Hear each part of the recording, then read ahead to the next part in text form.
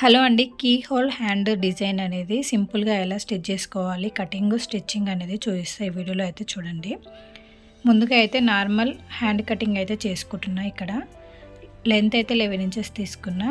Next ఇక్కడ పైనుంచి ఒక 3.5 ఇంచ్‌కి అయితే మార్కింగ్ చేసుకొని, నెక్స్ట్ ఇక్కడ హ్యాండ్ లూజ్ అయితే 5 ఇంచెస్ తీసుకొని 2 ఇంచెస్ ఎక్స్ట్రా లూజ్ అయితే పెట్టుకుంటున్నా.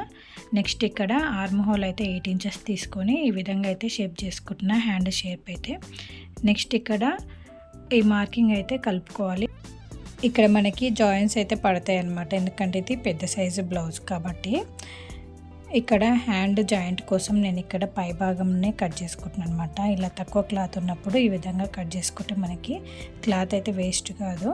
అండ్ ఎంత పెద్ద సైజు బ్లౌజ్ అయినా ఈ విధంగా మనం అటాచ్ చేసుకోవడం వల్ల లైనింగ్ అయితే మంచిగా సరిపోతుంది. నెక్స్ట్ ఇక్కడ ఇప్పుడు కీ హోల్ కట్ చేసుకోవడానికి మనం మొత్తం హ్యాండ్ పొడవు అయితే 11 ఇంచెస్ కదా, ఇక్కడ పైనుంచి ఒక 2 ఇంచెస్ అయితే వదిలిపెట్టుకుంటున్నా. నెక్స్ట్ ఇక్కడ 2 ఇంచెస్ దగ్గర మార్క్ చేసుకొని ఇక్కడ నుంచి ఈ 2 ఇంచెస్ నుంచి 4 ఇంచెస్ వరకు మార్క్ అయితే పెట్టుకొని మధ్యలో ఒక 2 ఇంచెస్ మార్క్ చేసుకుంటున్నా. ఇది మిడిల్ పాయింట్ అనమాట. ఇక్కడ 1 ఇంచ్ అయితే తీసుకుంటున్నా. నెక్స్ట్ ఇది ఒక బాక్స్ లాగా డ్రా చేసుకుంటున్నా. ఇప్పుడు ఈ 4 ఇంచెస్ బాక్స్ను ఈ విధంగా మధ్యలో 2 ఇంచెస్ మార్క్ చేసుకున్నాం కదా, దాన్ని కలుపుకుంటూ ఈ విధంగా అయితే షేప్ అయితే చేసుకోవాలన్నమాట. ఈ బాక్స్లో మీరు ఏ షేప్ అయినా పెట్టుకోవచ్చు. ఈ విధంగా కీ హోల్ లాగా కట్ చేసుకొని నీట్గా ఇప్పుడు దీనిని మెయిన్ క్లాత్ పైన వేసుకొని అయితే స్టిచ్ చేసుకోవాలి. మీరు కావాలనుకుంటే దీనికి పైపింగ్ కూడా చేసుకోవచ్చు. నేనైతే ఇక్కడ పైపింగ్ అయితే ఏం చేస్తలేను, జస్ట్ నార్మల్గా స్టిచ్ చేస్తున్నా. ఇది మెయిన్ బ్లౌజ్ యొక్క మెయిన్ పార్ట్ అనమాట.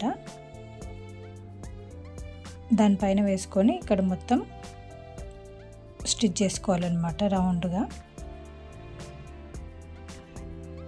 ఇది చాలా సింపుల్గా ఉంటుంది. అలాగే ఈ హ్యాండ్ అనేది మంచిగా అనిపిస్తుంది అనమాట వేసుకున్నప్పుడు. దీంట్లో మీరు ఖాళీగా కాకుండా మధ్యలో ఏదైనా డిజైన్ లాగా కూడా పెట్టుకోవచ్చు అనమాట. ఇక్కడ కస్టమర్ అయితే నాకు జస్ట్ కీ హోల్ హ్యాండ్ అయితే కావాలని అడిగారు అనమాట. అందుకోసం నేను ఇక్కడ మధ్యలో అయితే ఏ డిజైన్ అయితే పెడతలేను. ఈ విధంగా చుట్టూ స్టిచ్ చేసిన తర్వాత ఇక్కడ మధ్యలో ఈ క్లాత్ అనేది ఎక్స్ట్రా క్లాత్ అనేది కట్ చేసుకోవాలి.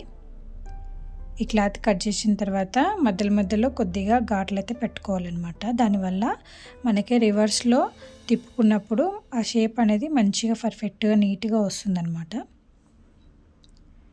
ఈ విధంగా చిన్న చిన్న ఘాట్లు అయితే పెట్టుకోవాలి. నెక్స్ట్ దీన్ని ఉల్టా అయితే తీసుకోవాలి. ఇలా చేసుకున్నారంటే ఫస్ట్ టైం కుట్టేవారు కూడా ఫినిషింగ్ కూడా చాలా బాగుంటుంది.